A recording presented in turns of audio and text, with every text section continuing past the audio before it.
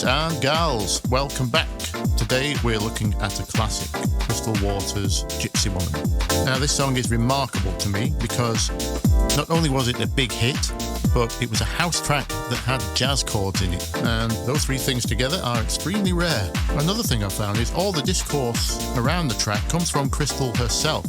Though she does have jazz history in her family, she wrote the top line. The music and chords were written and played by Neal Conway. And I don't hear anyone talking about his wonderful chords, so here's my video on the chords of Gypsy Woman. Okay, we've got the MIDI here to the classic riff. We're in D minor, and we're at 120 BPM. Let's listen first.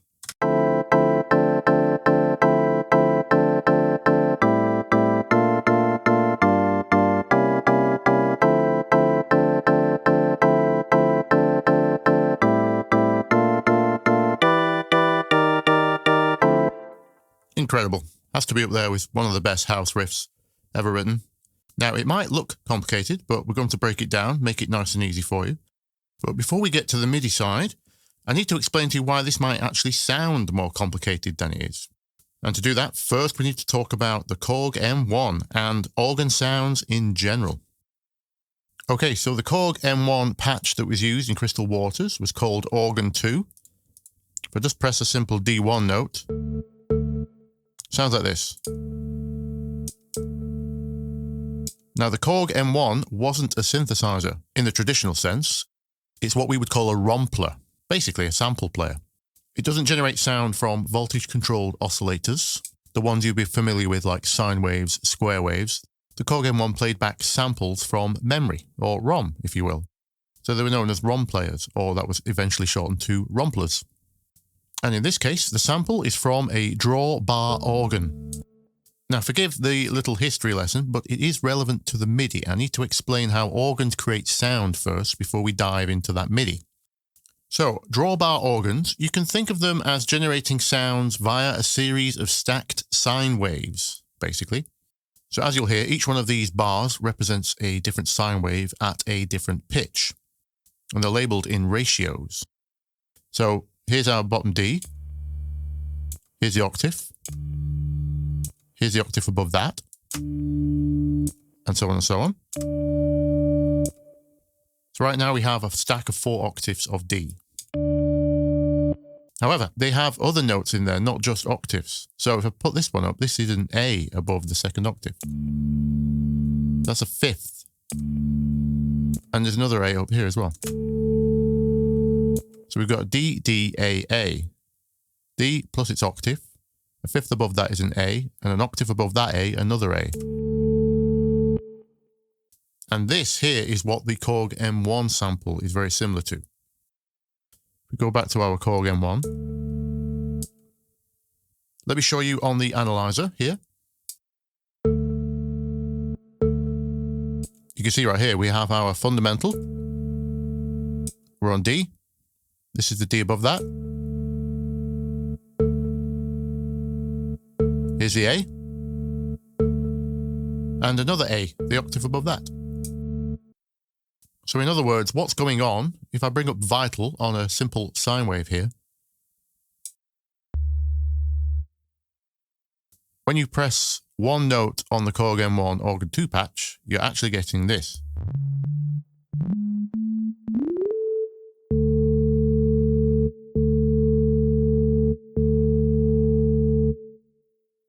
Crazy, right? So you can imagine what happens when you want to play a chord. Let me just move up 1 octave first. Now if I play a chord, all of these play. Every single one. So this would be a D minor chord in harmonics on the Korg M1 patch. Now it doesn't sound anywhere near as crazy as it looks, right? Let's try a 7th chord.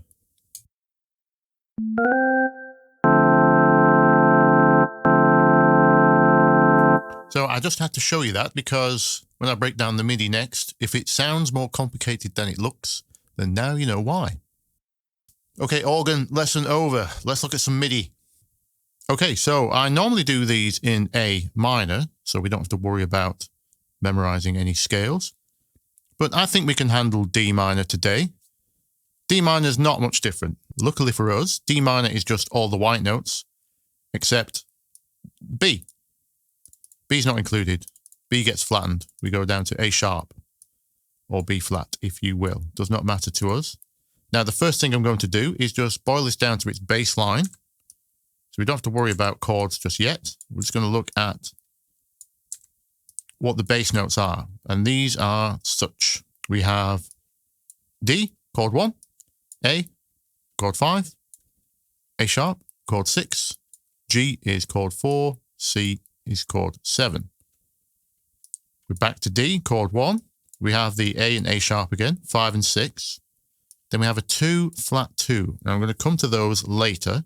They'll make more sense when we've done the first lot. So we're just going to contain it to the first half to start with.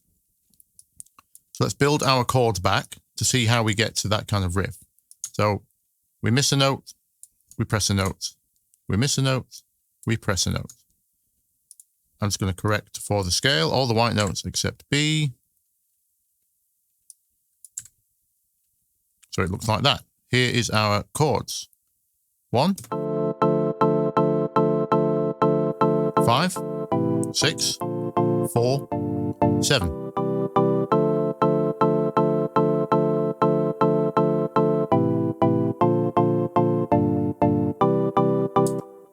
Okay, not too bad, right?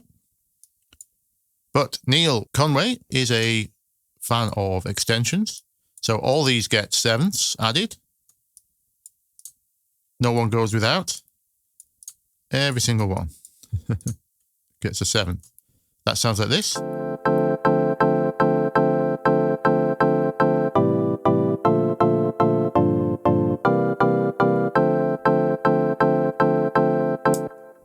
Okay. And some of them get 9ths. So the first chord gets a 9th, and the last chord gets a 9th.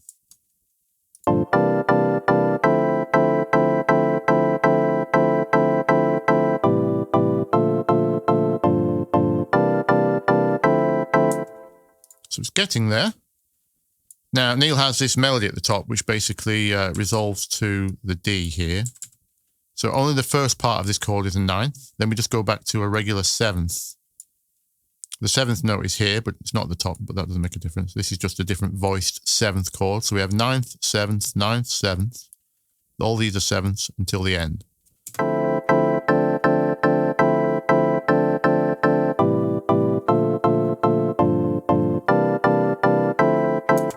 Now, as you might be able to hear, these middle chords are a little muddy. So what he does is he plays them the octave up,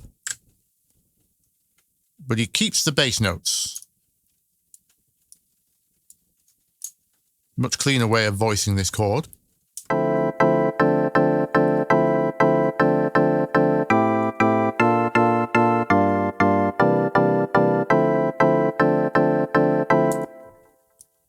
And he decides not to have the 7ths above. The voicing is, those are the octave below, so they're tucked under.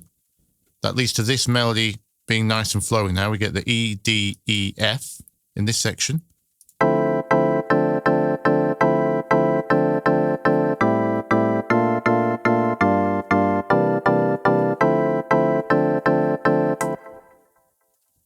So sounding very, very familiar, but the ending is wrong. What has he done at the end? So first of all, we revoice the last chord as well. He doesn't have his E. He doesn't have that in this octave. That goes up again because we create this nice flowing melody all between E's, D's, E's, and F's.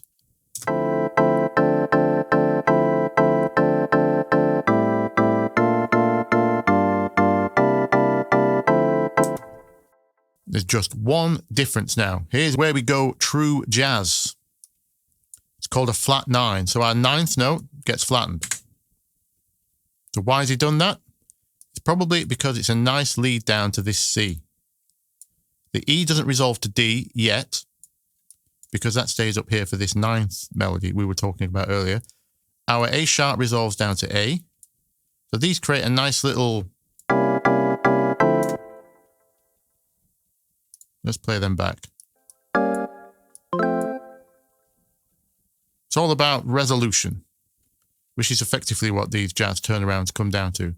So there's our first properly jazzy chord, called a C major 7 flat 9.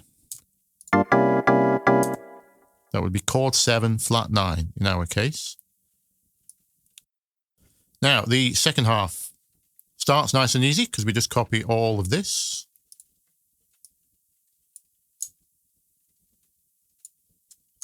First 3 bars are the same.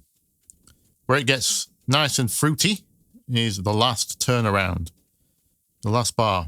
So we've got this E, D sharp, back to D.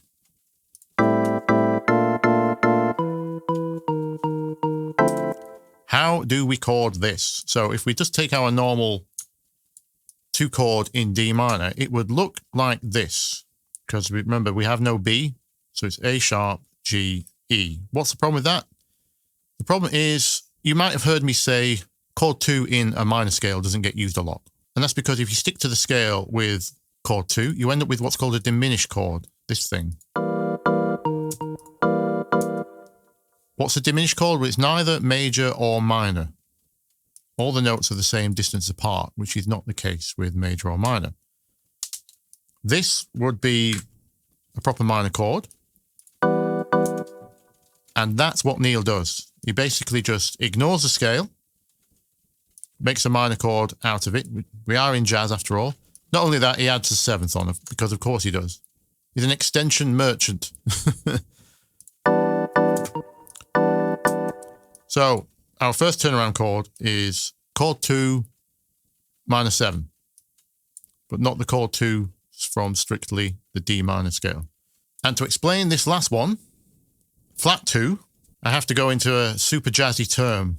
These jazzers love to do what's called tritone substitutions.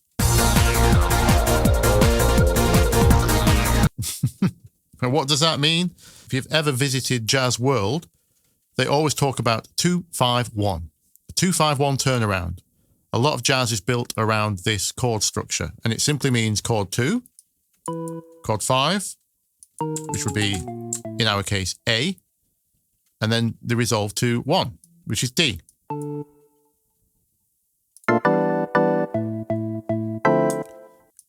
Because 5 is often the most clear resolution to 1. You hear it in a lot of film music, you hear it in all sorts of stuff.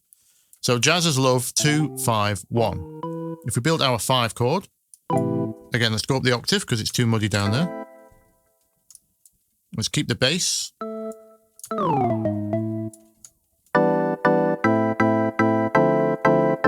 Now, this 2-5-1 isn't working because we start on D minor 9th, remember? We've got an E, a C, and an A already there, which is actually, there's a chord 5 buried in our chord 1 already. So we don't resolve to anything, which is a problem. Doesn't sound like it goes anywhere. So one thing often happens in jazz is chord 5 can be major as well. Let's try that. Now we're getting somewhere. You'll recall we also had a C sharp in this turnaround on chord 7. And that's partly where that comes from, because chord 7 can be used as a substitute for chord 5. So we've got the beginnings of something making sense here. Let's try a 7th because we are Neal Conway. Definitely getting there because now this G resolves down to this F. This C sharp resolves down to this C. Again, what we call voice leading. So you could be done there. That would be a very valid turnaround. But like I say, the jazzers, they love what's called a tritone substitution. What is a tritone?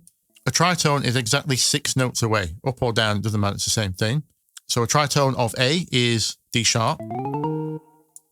Now the concept behind substitutions is very simple. It's just change to another chord that shares some notes.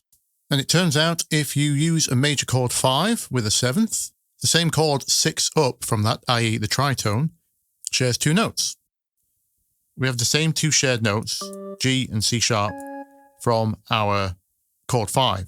As you can hear, that also works as a turnaround now.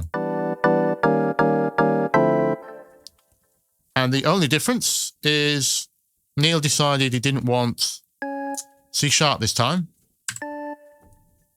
He'd rather the D resolved up to the E. So he kept the D, which makes this a major 7th chord, also a valid chord. And then for some reason, I'm not sure about the reason behind this decision, but the last turnaround is up an entire octave.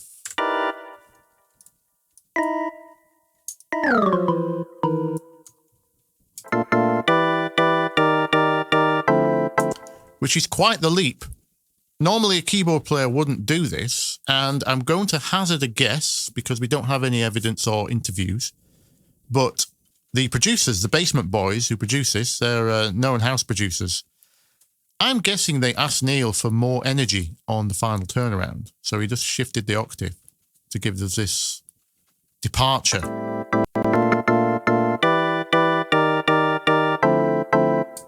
Maybe everything was sounding a little too neat the way it was. Again, I'm only guessing, but that could be one reason. The producer would have asked for some kind of different energy. He said, can you go up the keyboard maybe? Producers don't necessarily play instruments, but they do have an ear for energy and direction. That's kind of their job. So they may have asked him to play further up the keyboard, and thus we got this turnaround. But now you know where the chords come from. Now you know how we get to those voicings and that arrangement. And there we have Crystal Waters' Gypsy Woman, written and played by Neal Conway, produced by the Basement Boys, and it sounds like this.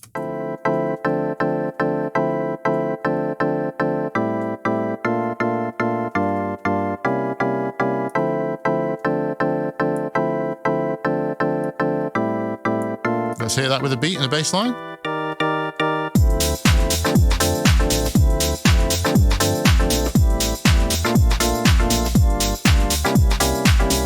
There we go. MIDI explained to the best of my ability. Anyway, I'm trying to keep this simple, obviously. I hope we all learned something there. If you did, leave me a like, or even better, leave me a sub. Leave any questions down below. I will definitely get back to you. And if you have any insight as to how this track came about, I can't find any interviews with Neal, only with Crystal. I'd love to hear his side of the story. If anyone knows anything, please do share your knowledge. I would love to see that. But until next time, go and try jazz up some of your progressions with a bit of voice leading, and don't be afraid to leave the scale. And I will see you in the next one. Bye bye.